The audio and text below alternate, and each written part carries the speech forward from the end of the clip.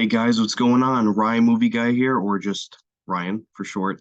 I'm flying solo this episode to bring to you guys a very special episode, considering the fact that we're celebrating a couple of things in Pixar history. So we've got Elemental coming out this year, and then we're also celebrating the 20th anniversary of Finding Nemo. So I still can't believe that we're there already, but I guess, I'm only a few years older than the film, so that makes sense.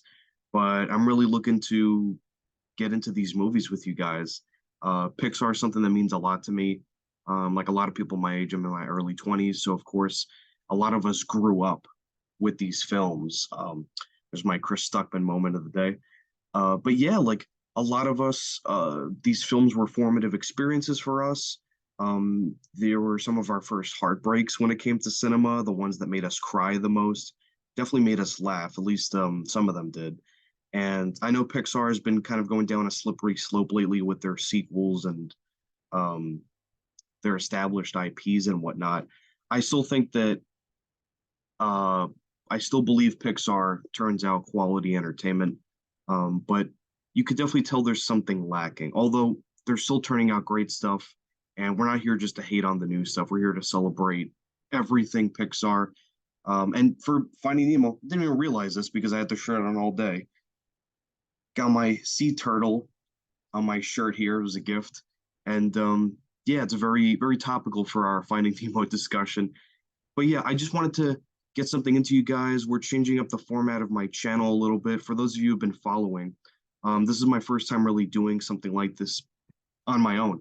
I've been doing I've done podcast stuff before on other people's shows. Shout out to my good friend Nathaniel Ahart, and of course, other people that I can mention later on. But yeah, I just want to get into it and talk movies with you guys. So this is Ryan Movie Guy sharing my thoughts on Pixar's repertoire and how do I rank them. Now, I wanted to say that again, not all of these, the ones that are lower on the list, I still find some entertainment value in. I don't think Pixar has made a movie that's completely worthless. I think if anything, you're going to get great animation. You're at least going to get one solid theme or emotional beat that'll resonate with you.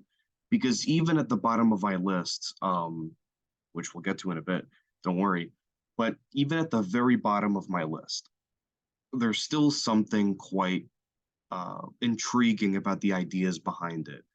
Not saying it's good, but at the same time, I don't think that just because something is heavily regarded as terrible, something that's a massive disappointment, I don't think that they're void of any sort of value, that they do have something to offer. So, without further ado, I love Pixar.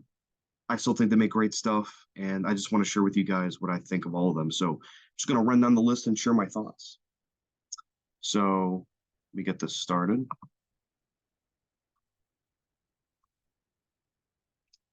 Yeah, so coming in at the very bottom of the list, I don't think there should be a surprise for anybody, but Cars 2, massive disappointment, especially considering we'll see where I've placed it on the list. I'm not in love with the first Cars. Sorry, Matt. A good friend of mine loves that movie, but I enjoy Cars, but it's nowhere near my favorite Pixar by any means. And this one just completely nosedives. I think the first film like had a simple structure to it. You had this guy, a fish out of water story, so to speak. Um, it's funny because there's another Pixar film about fish, but whatever. For Cars 2, though, it's way more complicated for no reason.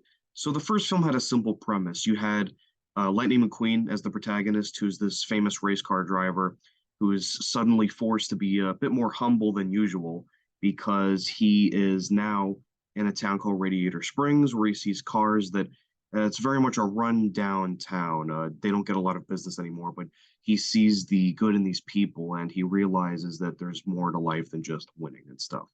Very simple, a lot of stuff that we've seen before, but I still think it is an entertaining film that kids can watch along with adults.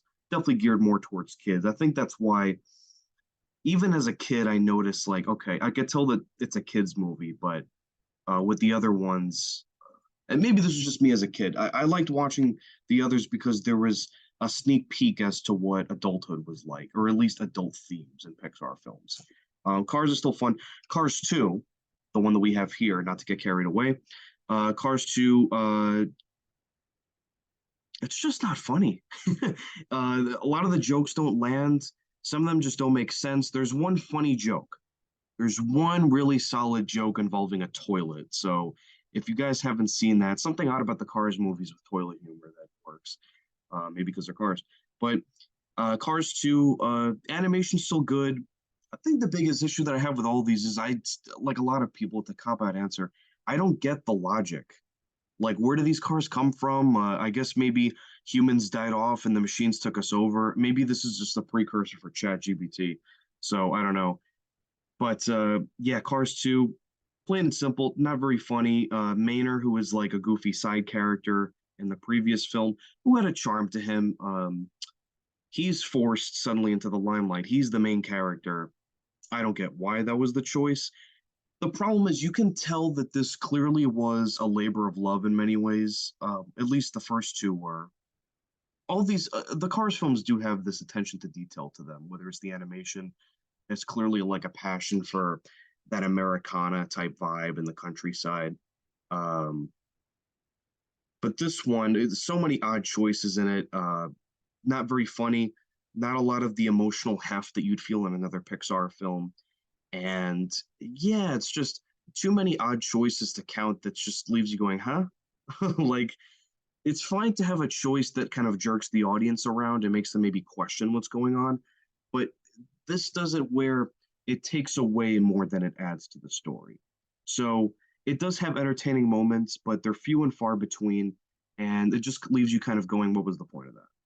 So, not the worst movie in the world, but not very good either. So, next on the list, we got, by the way, if you see my link, just on my letterbox right now. Highly recommend getting a letterbox if you're a cinephile and you do not have one. Not sponsored by them, just saying I love Letterboxd, but it's a great tool. But anyway, Lightyear is next on the list, number 22. Um, I'm just counting the feature films. I'm not doing short films. But if I had to pick my favorite, probably Bow is my favorite of them. Lightyear. I fell asleep during this movie. I saw this with a friend of mine last summer, and not horrible. I know, big whoop. But for me, what I really took away from this was I thought it had a great start to it. You can tell the people who made this clearly wanted to make a genuinely great story out of Lightyear because there's a lot of potential there. I like the idea of it being a tribute to the old movie serials like Buck Rogers and Flash Gordon. But of course, none other than Star Wars that did it the best, of course. And not to compare the two because they're very different. I think Lightyear had a lot of potential. There's definitely moments that hit, but there are parts of it that feel rushed, that you should get the feels in. I'm not even talking like making you cry, but you should feel like, oh my God, this is an epic Pixar moment that tugs at your heartstrings. Because what Pixar does so well is they nail down the simplicity of things in life. Toy Story does this very well, which won't spoil, we'll get to later on the list. Toy Story does this very well where they capture these basic moments that we can all relate to, being forgotten, wanting to be loved, and they encapsulate that and they put it all together in this nice little package that the whole family can enjoy. And so Lightyear was something that not only did I feel cold in, especially since there were really poor attempts at humor that just didn't land, but there's a twist that happens that's clever, and then it felt like it didn't really build or anything. There was no momentum. And again, I fell asleep. There's nothing worse to me. I'm not saying it. Cars 2 is a worse film, technically speaking, but Lightyear is a movie where I just felt nothing. And I love Buzz Lightyear. I love the Toy Story franchise. And I think Chris Evans does a solid job.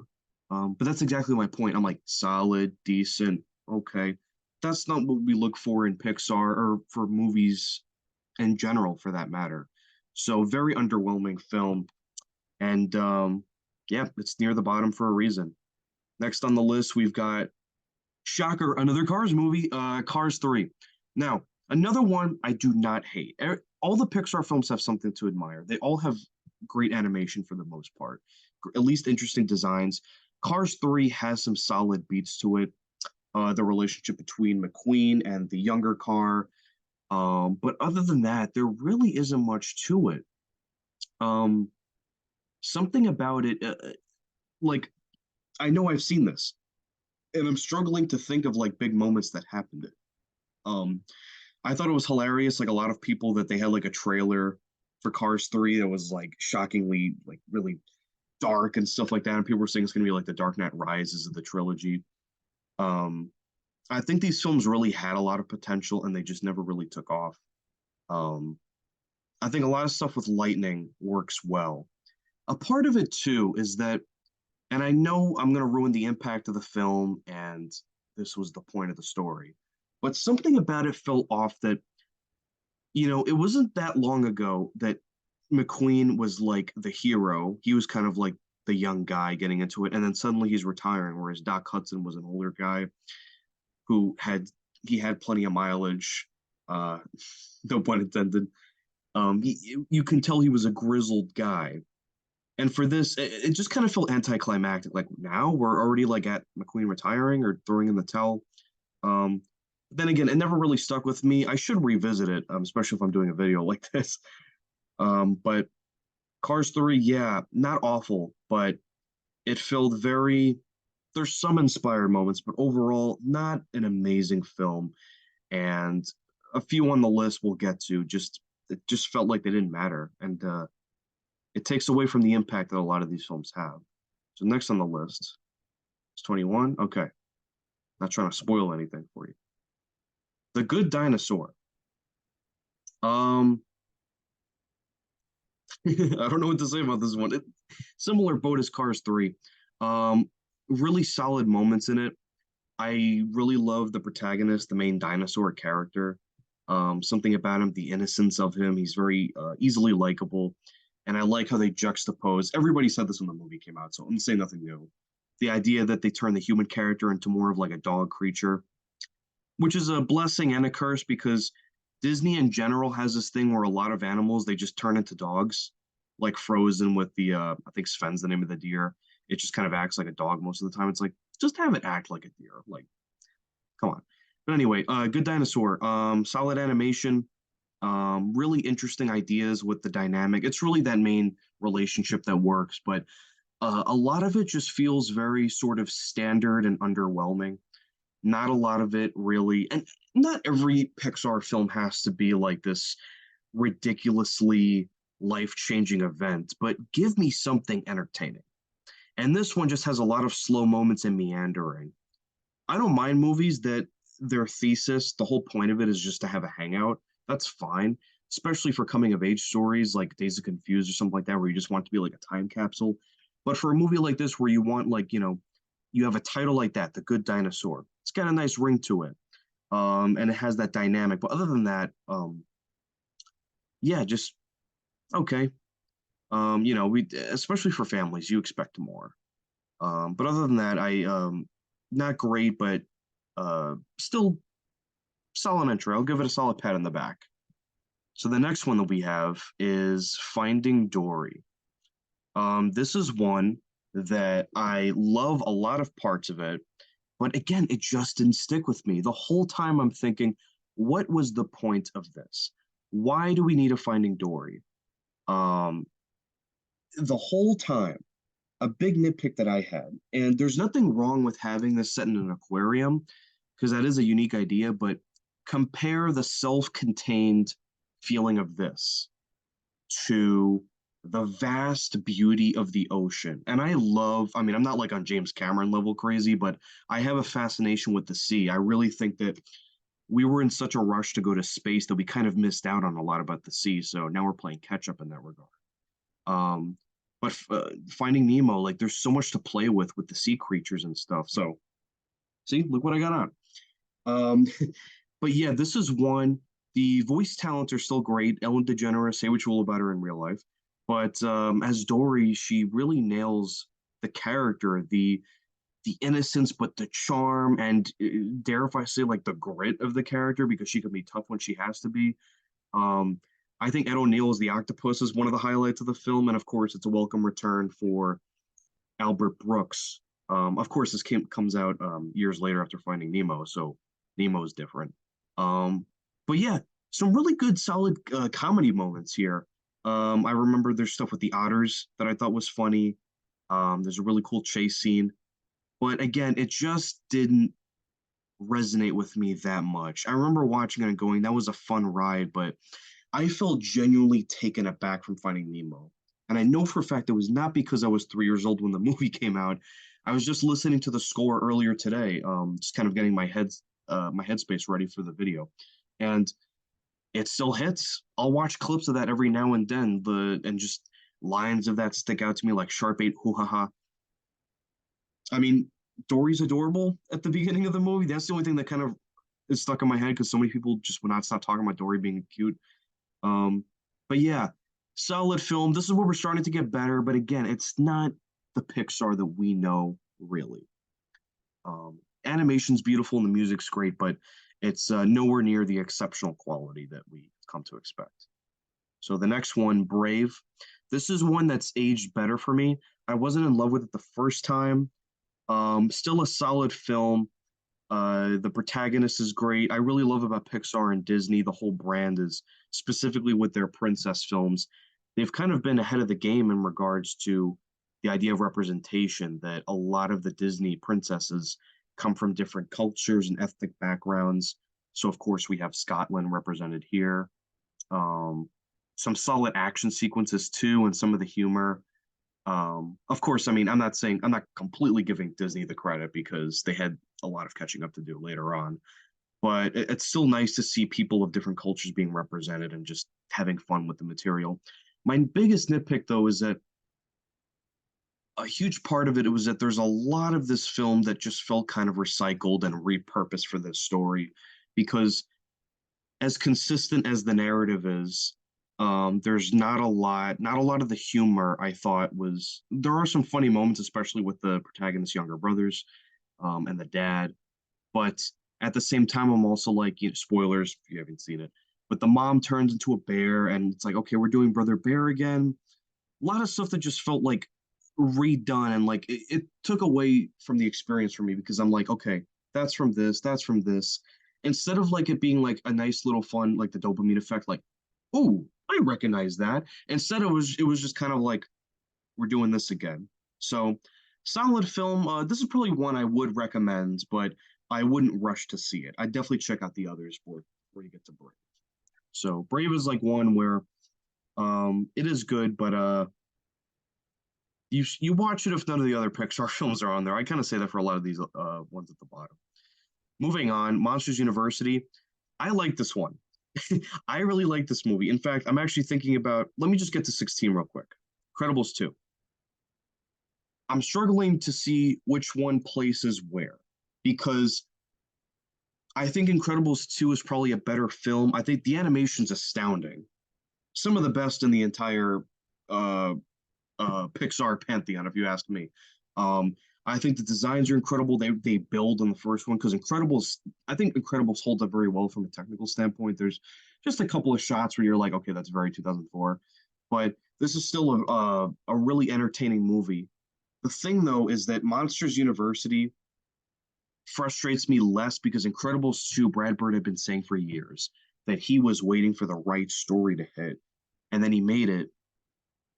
And one, the twist was predictable. I'm not going to ruin it. I'll just say there is a twist. And two, they basically recycle the plot of the first movie. Just instead, you have Elastigirl being the main hero instead of Mr. Incredible. There is a good balance of the family. So some people I've read up that thought there was a lack of balance in the first Incredibles that was kind of Mr. Incredible. And then, oh, he has his family next to him. Credit to nostalgia critic Doug Walker for pointing that out. But so yeah, you could say that, and there's still like really solid moments in there. Like the fight with Jack and the raccoon is, I think that'll be iconic for years to come. But not my favorite Pixar by any means. valiant attempt at a sequel. Some of the best action I think in any Pixar movie. Some set pieces definitely better, but I think they really missed out on aging up the characters, seeing where they would go years later. I think that would have been a solid challenge, and I really think that repeating a lot of the same beats brought it down for me. Good film, not my favorite.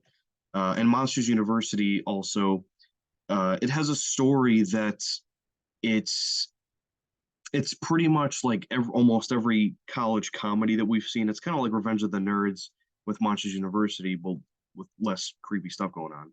But shockingly enough, but yeah, this is it's a really funny movie that has some great charm to it, and seeing Sully and Mike pair up for the first time together is great. And seeing Randall as like kind of like the nerdy type as opposed to the villain in the first movie. It's nice to see them play that. I guess I'd go Incredibles over it, but Monsters University, I'd probably pop in more just because I can separate it from the first one as its own thing. Whereas Incredibles 2, it's like, oh, guys, come on, you could have. Brad Bird can do better. You've all been capable of great stuff. I just think wish it had a better story. So we bring it up to 15. So we got Cars. Yeah. So this is what we're getting into solid Pixar. This is a step above the others because I think the originality of it. I love the labor of love that John Lasseter had for. It was pretty much a tribute to that Americana style, Route 66, road trips and everything. Life is a highway. Like I just associate that with this movie all the time. Solid film. I've had mixed feelings on it because even when I was little, I wasn't in love with it. I knew I was entertained. I knew that I found Maynard funny. In fact, honestly, I think the best stuff to come out of the Cars franchise is Maynard's Tall Tales. It's just him kind of making up stories about these adventures that he's been on, and Lightning McQueen just goes, "Well, what happened?" He's like, "Oh, don't you remember? You was there too." Um, I don't know what that was. That's my best Maynard impression, but yeah, it's a very good film. If anything, there's a lot of great moments in it. It's nice to see the late Paul Newman in the role of Doc Hudson. He kind of makes the movie for me, in my opinion. There's good comedy bits to it as well. The designs are cool. Again, don't understand what the logic of the freaking cars is. I'm just like, cool. I'm here for the ride. No pun intended. Um, and what I have to say is, overall, it's a good film. It has a good message. Fish out of water story we've seen a million times, but there's a charm to these characters. So you're like, okay. There's one scene at the end, and I'll spoil it because I'm assuming most of you've probably seen these movies. So I'll just say, one of the characters who McQueen is friends with, but they're still competitors, is crashed, and the villain Chick Hicks, voiced by none other than Batman, Michael Keaton, um, wins the tournament. But McQueen is so close to winning that he stops in his tracks, drives back, and saves that guy. Um, Forgetting his name. His brand was Dinoco. I remember that Dinoco guy. The blue Dinoco guy is crashed, and we realize, oh, this is something that happened to Doc Hudson when he was younger. And McQueen realizes, I'm not going to let this happen again. So he goes back, pushes this guy forward. He's like, hey, Mr. the King, that's his name, or the King. Um, he's like, hey, the King deserves to finish his last race. And he's just like, it's not about winning. It's just an empty cup and all that stuff. And the teamwork that they have, the sport of it all, the friendship and everything, that to me really makes the movie and why I still consider it a really good Pixar film. It's not amazing by any means, but it is a fun family film for sure. Just not as good as the ones that we're going to get to. So the next one, Coco. I honestly cannot stress enough how good Coco is.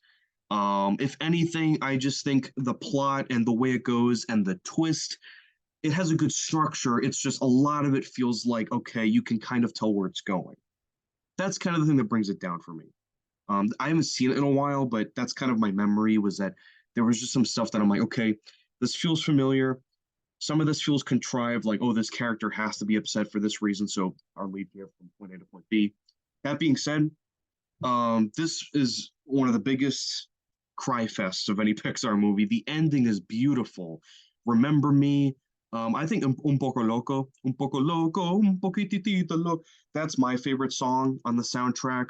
I really think if let's just say this, if you're close to your grandparents or a great grandparent, if you're fortunate enough to have one still alive, this movie will definitely hit you. It's a family-oriented film, as as the rest in peace to the great Carrie Fisher, as she said in Star Wars.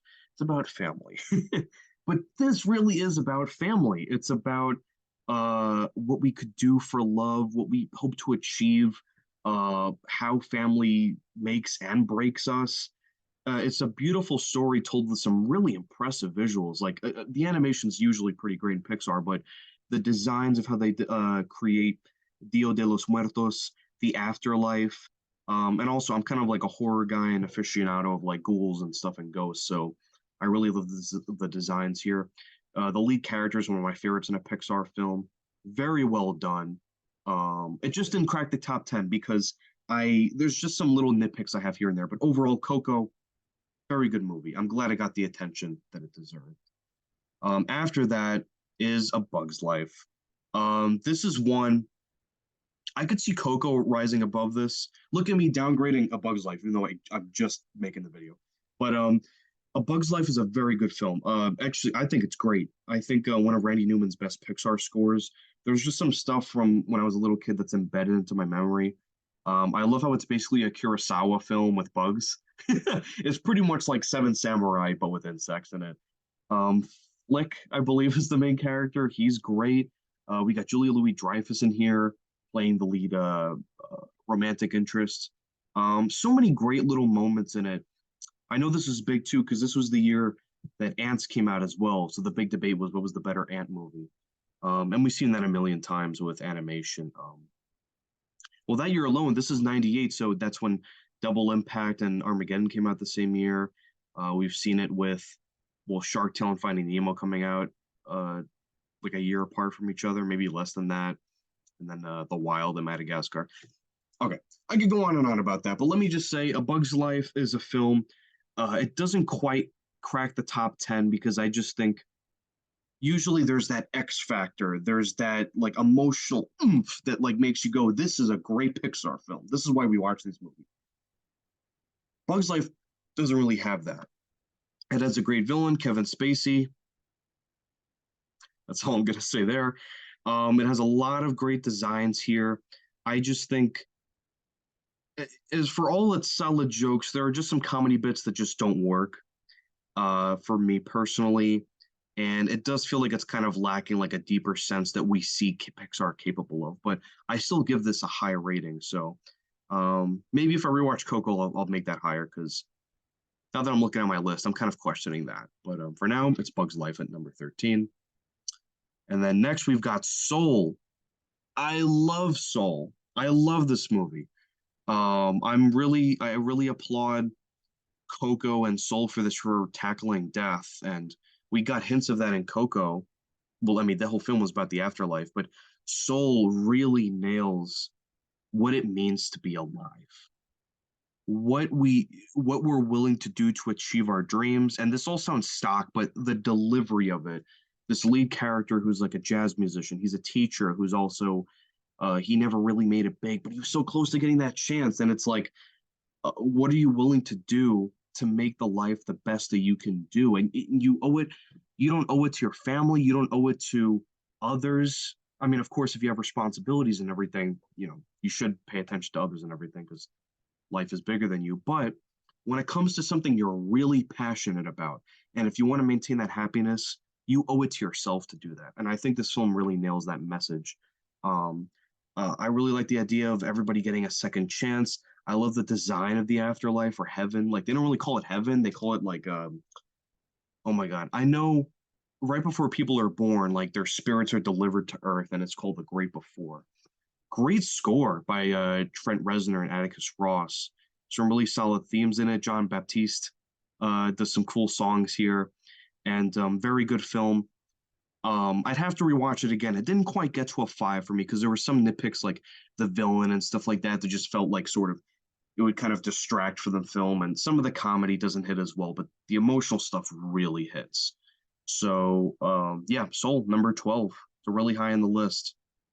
Okay, next one. May or may not be controversial. First time I saw it, I was working at a movie theater. This is pre-pandemic. I see Toy Story 4. I catch glimpses of it. I don't really see the full movie. And I'm like, okay, I see what they're doing. Do we really need it? And then one day I was working, got off my shift, sat down, watched Toy Story 4, and I'm like, no, this is a great movie. This is really a wonderful film. I understand Toy Story 3 was the definitive conclusion of that trilogy, but as a nice epilogue and as like a Woody vehicle in many ways, really think it's beautiful. Some really good comedy bits. I know some people don't love Key and Peele in this. I like their dynamic. They're not my favorite characters by any means in the series, but they definitely had some solid moments. The animation is astounding in this.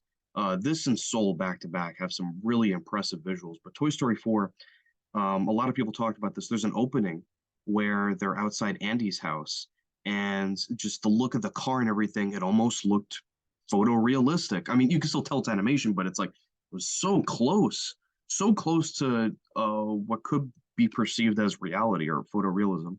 Um, I really think they nailed the relationships of the characters. It's a Woody film first and foremost, and his romance with Bo Peep is one for the ages. I really love this movie.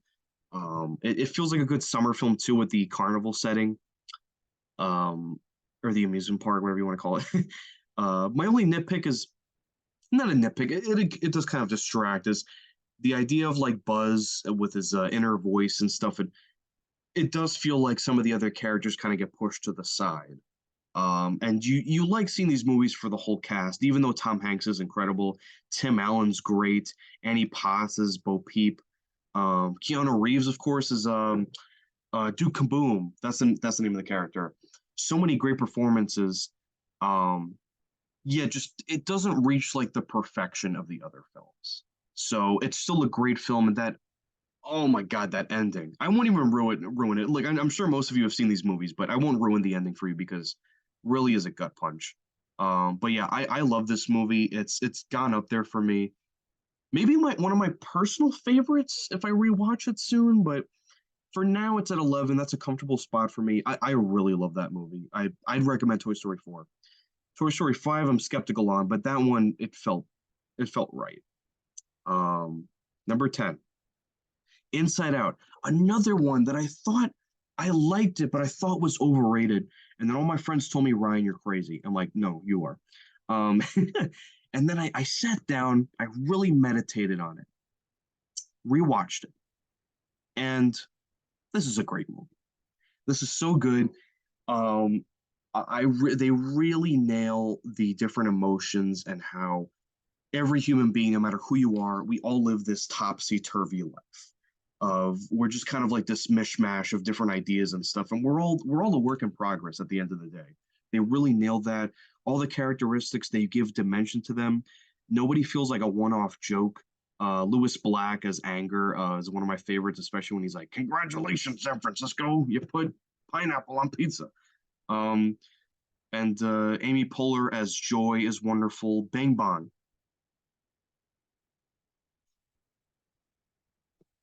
those of you who know, but Bing Bong has one of the all timers for Pixar. People know about how Pixar gets their audience to cry, and there's a big one in this. I won't ruin it. I won't get into it now, but it's one of the biggest moments in Pixar that gets me teary eyed. But yeah, it's a really wonderful story done so well that could have easily been just kind of like a standard Pixar film, but they really outdid themselves in the animation department and the script. And the humor works too. Like I was just joking about it. My only nitpick, and I know this is only something that I would say probably, and nobody else has thought this, maybe uh, extend an olive branch to me or I'll send one to you because maybe there's something wrong with me. Maybe I need to be checked out. Who knows? But I think the biggest issue I had was that the human characters felt more like puppets than real people. And if I rewatch it again, I might see it from a different perspective. But for now, that's kind of what the idea that I had of it. Overall, one of Michael Giacchino's or Giacchino, I think it's Giacchino's best scores. Pete Docter is a master. He did Soul and Inside Out, and one of Pixar's best directors and one of their best films. So we are officially in the top 10. And right after that, we have no other than Toy Story 3. I love this movie. I know some people don't like it. Your movie sucks isn't a huge fan of this film, famously. I really love this film. This film nails every emotional beat it has. The stakes are higher. It's the darkest of the three in many ways, which you think would be horrible for kids, but kids even respond to it because it has that great resolve. Um, I think my issues are that it does kind of kneel into the or it does kind of push the nostalgic aspect, but I'm not saying nostalgia, but it does kind of recycle, or dare if I say just straight up like steal parts of the other films just to add to this one. But I don't think that completely tears the movie apart because there are just so many wonderful moments in this. The cast is still great. Lotso is an incredible villain. You love to hate him. And no, you just hate him, in fact. Um, really, really powerful stuff with him. And again, it's the nitpick is that it is stuff that we've seen, but the delivery of it is what matters. Um, it's a really incredible film, and it has a satisfying conclusion that, as much as I love Toy Story 4, and I do love that movie, this does feel like the proper ending to that story. Um, but yeah, just some minor issues here and there, but it's still a really impressive film. Easily one of Newman's best scores. We Belong Together won the Oscar that year for best song. It's one of only a few animated films nominated for best picture. That's impressive. And if Tarantino places it as his favorite film of the year, then I think it's doing something right. So, all right, Toy Story 3. Next up, Wally. I love Wally. I think it's a great movie. Really impressive visuals, some of the most inspiring moments of any Pixar film. They really nailed the loneliness. I love the utilization of Hello Dolly, um, how we see it mirror Wally's perspective on life, this robot kind of learning um, about the value of humanity and stuff like that, because he's just this protocol droid. He's just picking up scraps. There's nobody there on Earth. My nitpick with it is that it is so close to being like top five, maybe even top three. I think it takes a step off in the second half because the problem is, as great of a film it is, you know what's going to happen, or you have a strong idea of what's going to happen, and you know the message from like the first 5 seconds of the movie. But that being said, that doesn't take away from some of the breathtaking visuals that this has. Some really solid moments, especially when Wally starts interacting with people. It has one of the best romances, and it's between two robots. And I'm somebody who, when it comes to robots, like, it takes a while for me to tug on my heartstrings because, or for a film to do that, because at the end of the day, I still kind of see it. I'm like, okay, well, it's a machine. They don't feel anything. This movie really convinces you that robots can feel, or they have the potential to do that in the future. But whatever, you catch my drift. I love Wally. I think the first half is one of the best Pixar films ever, and the second half is just okay. Its placement on this list is primarily for the fact that that first half is so strong, and it doesn't completely go down because there's still some really interesting stuff at the end. It's just that it's stuff that, in all the directions that they took, it felt like there was wasted potential the second half of the film. But I still respect the hell out of this movie. I believe Andrew Stanton directed this, who did Finding Nemo, which might be a little higher on the list. We'll see. But still a very good film. Just wish the second half was better. All right, we got Monsters Inc. up next. I I love this one. I'm gonna keep saying that with all these because the top 10. This is the cream of the crop. Monsters Inc. One of the best buddy films I've ever seen.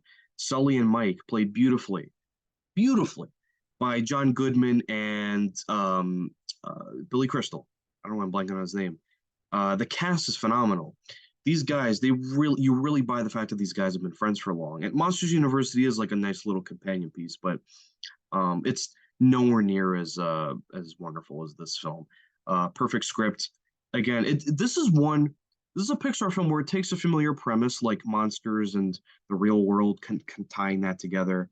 We've seen that before. I think the '90s film Little Monsters kind of has like the same exact plot, but who cares? It's just the delivery, because the point is that this is done in such a different way that you really buy the romance, or the romance, the bond between Sully and Mike. I mean, they could be, but you really buy the camaraderie between them. You buy the romance between Mike Wazowski and Celia.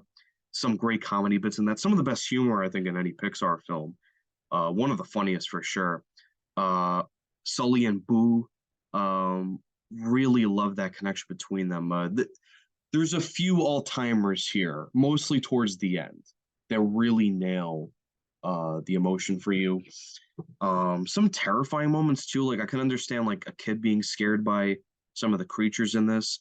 But at the same time, that's not necessarily a bad thing because Pixar nails this too, where they hint at the absurd. They hint at some crazy stuff that adults might appreciate more.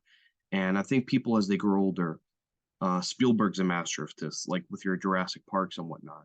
Some of the best films that we watch as kids are the ones that kind of scar us in a way because of how scary they were. And then we grow up and we appreciate the themes a bit more. But yeah, this is a really great film. I can't really think of much bad with it. I'd have to rewatch it and pinpoint specifically what doesn't work, but I really love it. I think if anything, maybe it came out the same year as Shrek, and I just love Shrek way more.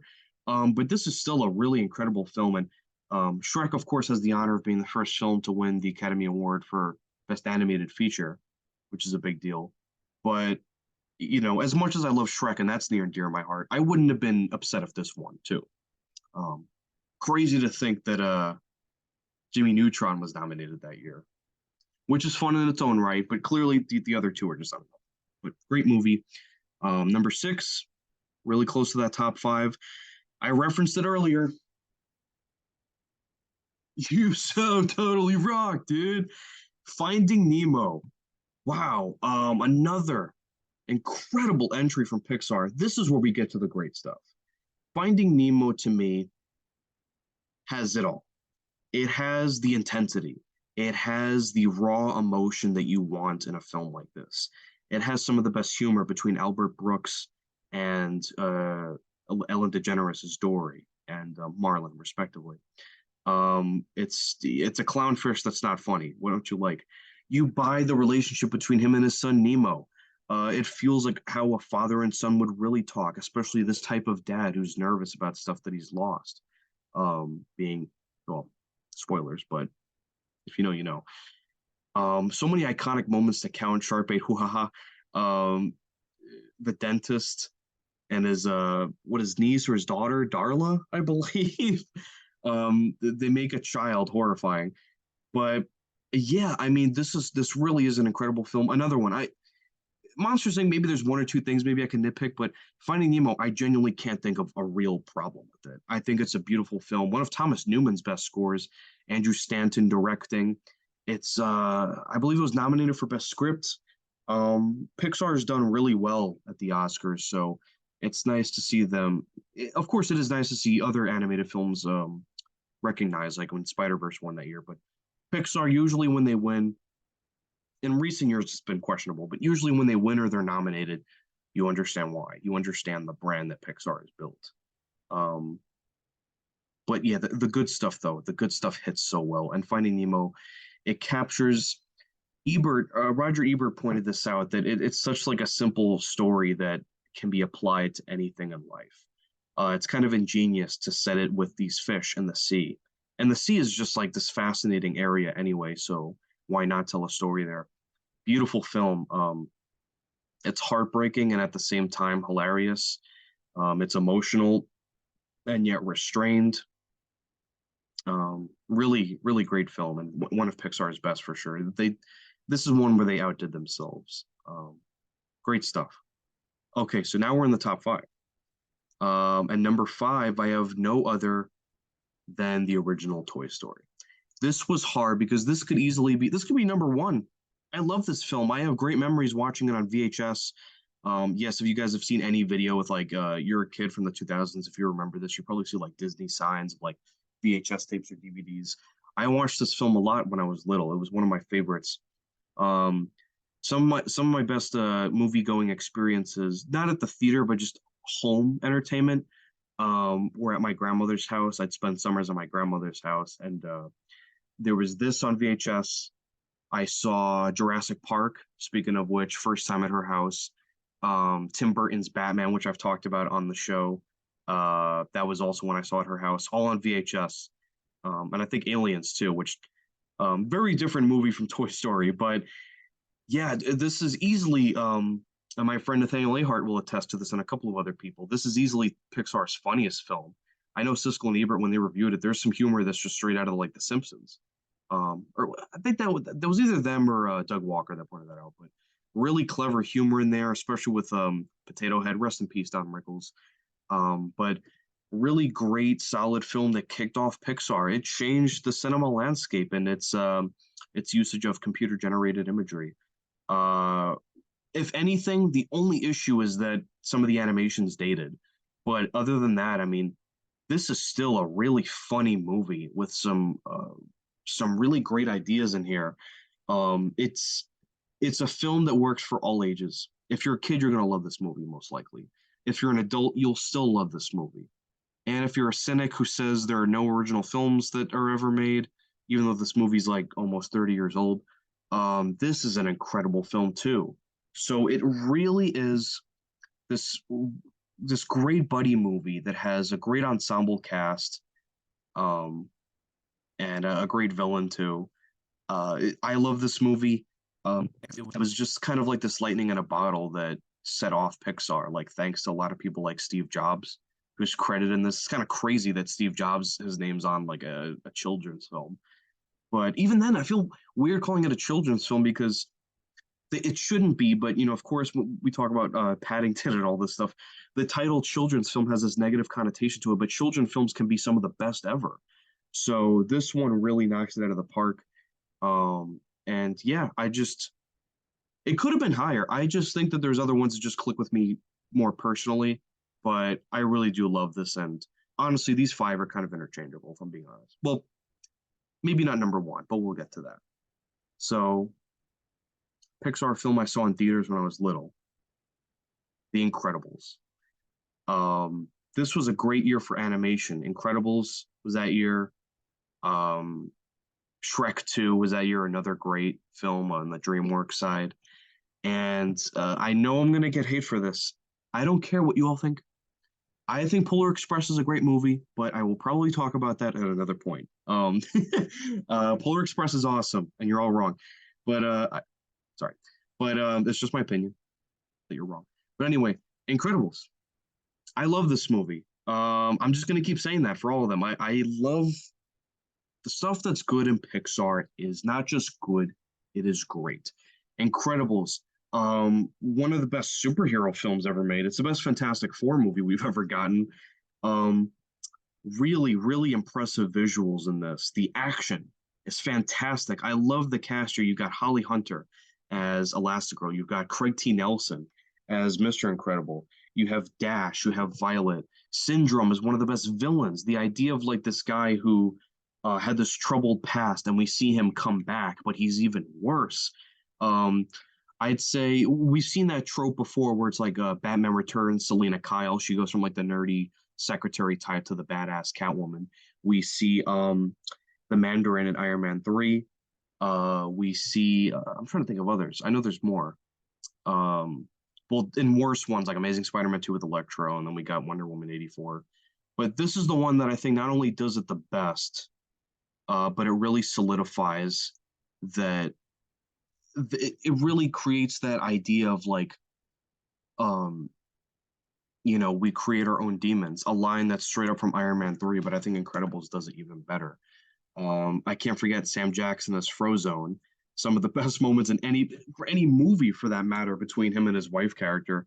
Um, but yeah, I love this film. I get the nitpick where people say it's more Mr. Incredible centric, but I still I love the world building in this, the history behind it. Brad Bird, I think is an incredible filmmaker. I love all his stuff. It's funny. He he does this thing where he directs animation like it's live action, so there's this built-in intensity to it, and then we see him apply that to live action, like a movie like Mission Impossible: Ghost Protocol, and he can do it all, in my opinion. Um, Tomorrowland as well, Lever, as well.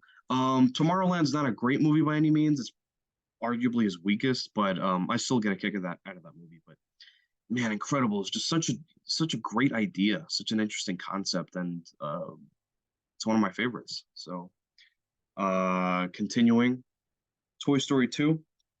One of the biggest cry moments of any Pixar film. I used to watch the opening on loop, where it would be Buzz Lightyear going in and infiltrating Zurg's lair. The parodies between that and Star Wars with "I Am Your Father." Spoilers. Um, and Woody's backstory too. We get more of Woody and where his lineage comes from. Jesse is one of my favorite characters. Bullseye, you can't forget. The Prospector is one of the best characters in the film. Well, okay, I'll just spoil it. A villain, one of the best villains in the story.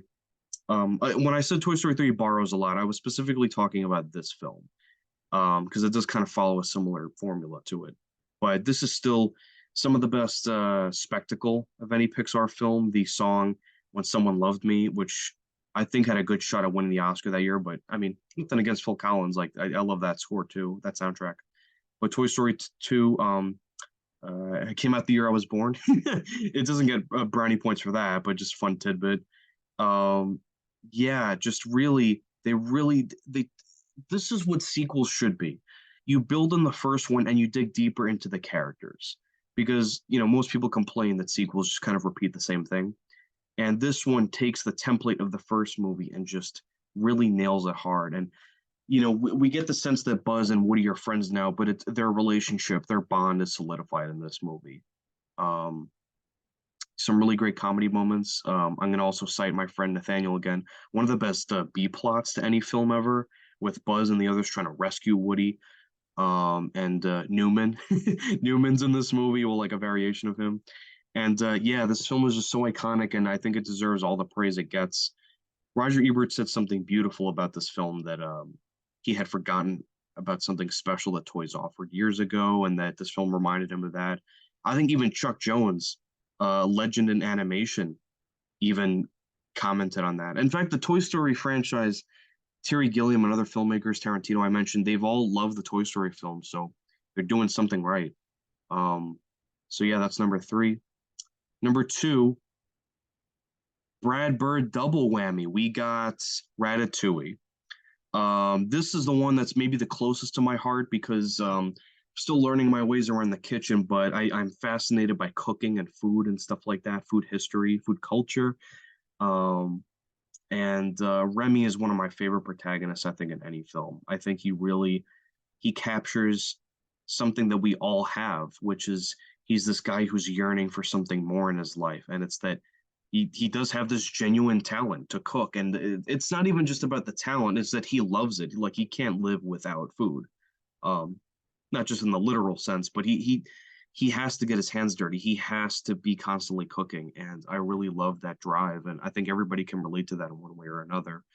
Um, and I believe the critic, legendary character, who is voiced by Peter O'Toole, I believe. And this really is a special movie. I remember seeing this in theaters, and I was caught up in like the car chase and everything, and the or the bike chase. Ian Holm, is rest in peace to Ian Holm. The set pieces are phenomenal. I think the animation's beautiful. They really paint Paris as like one of the best cities ever. Would love to go at some point. But I think what they really nailed down, the scene that makes the movie. Obviously, it's. I'm gonna say this similar to what I did with Cars, but this obviously is much better than Cars. Is the ending? Is the ending really hits home, and it's something that I think everybody should hear at some point in their life. This is really what movie magic is all about. It's something it takes a character. One of the ingenious things about Pixar, it takes a character like a rat, something that's kind of universally reviled and hated, and it makes them a really lovable protagonist, and you side with them. Um, I think that there's a lot of it that has to be said about the drive people have, what they're willing to go for in life or what they really love, similar to Soul. But I just think the script is so much tighter here. Uh, really am entranced by the score. Giacchino again. Giacchino's here on this list a lot with Incredibles. Um, and yeah, I just think some of the best voice work I think in any animation film. And Brad Bird, I think, is one of the best to come out of Pixar. So love Ratatouille. All right. Last but certainly not least, Up. A lot of people believe that Up kind of falls downhill after the first 10 minutes. I think it picks up very well. The first 10 minutes are the best in the film, don't get me wrong, but I really think that this movie nails the aging process, what it's like to get old, but also it kind of captures the essence of a lot of Pixar's films, which is that at some point you got to go on your own adventure. You got to live your life. And that doesn't mean don't love or respect what came before you, but you have to realize life goes on and it's a big world out there. There's much to live for. And Up really clarifies that message. Some of the best comedy bits with Doug the dog who talks. As Russell says, it's a talking dog, and then you have the bird, Kevin, I think it is, who eats chocolate, and it's an incredible adventure film. It has comedy in it, and it makes you cry several times. And everybody pretty much knows what the opening of it is with that iconic score. I think this really is the best that Pixar has ever offered. I think it deserved, no disrespect to Catherine Bigelow, because I love her as a director. I really think, and Tarantino for Bastards, but I really think this deserved Best Picture that year. I think it was the best film of 2009. I love every second of this movie, and it nails the adventure and the escapism we go for in movies, and it also has the depth of modern films that we see here with Carl Fredricksen, one of the best character. Rest in peace to Ed Asner, but one of the best protagonists in any film. If you have a grandparent, you'll definitely relate to this. Russell, who is also one of the most lovable and enchanting characters ever, or endearing, I should say, is probably a better term than that. But yeah, I really find this to be a special film, and it's just about Russell has this connection too. He's lacking something in his life, a father. Carl's lacking something, which is a life partner, and they kind of balance each other out as this kind of father son type thing, or at least grandpa and son type thing. Um, and yeah, just the Giacchino score is excellent. One of the most nuanced villains ever. But from afar, you can see the simplicity of his motivation, but you also understand too, he's this villain who's been obsessive about this one thing his whole life. Brilliant script, brilliant set pieces. Um, the action is incredible, and yeah, I honestly, movies don't really get much better than Up. It's a great movie. So yeah, this is just a quick reminder of what my list looks like on Letterboxd. There we go. And you stop sharing this right now. So yeah, that was it for Pixar. Expect more material to come out soon. I'm a huge fan of Pixar. Been hearing mixed things about Elemental, which is kind of disappointing, but at the same time, I'm still rooting for them because the good stuff is great. And we know one of the best things about Pixar too that I love is even though it's some people can say it's tired, the idea of like taking an inanimate object or something like that or an animal and imposing or projecting human emotion onto it. When Pixar is great, they can capture they focus on an area that you never would expect to have a feeling towards, and they make you care about it. And that's the magic of Pixar. That's the magic of storytelling in general, giving you a different perspective on something, giving you a new experience, a new outlook onto life. And Pixar does that really well for kids and adults alike.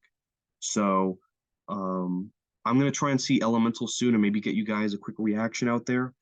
But for now, this is my ranking of Pixar films. Thank you so much for watching again, and expect more content to come out soon. So I'll be seeing Asteroid City hopefully in the coming days. Been binging Wes Anderson films, so that'll probably be my next big topic. And the next week is Indiana Jones. Looking forward to that, and maybe keep an eye out for a short film I made. Some of you might know what I'm talking about. All right, guys. Well, I am Ryan Movie Guy, or just Ryan. Who cares? Ryan Movie Guy, though, here for you. And thank you so much. And I hope we can talk about movies again. All right, guys. Take care. Peace.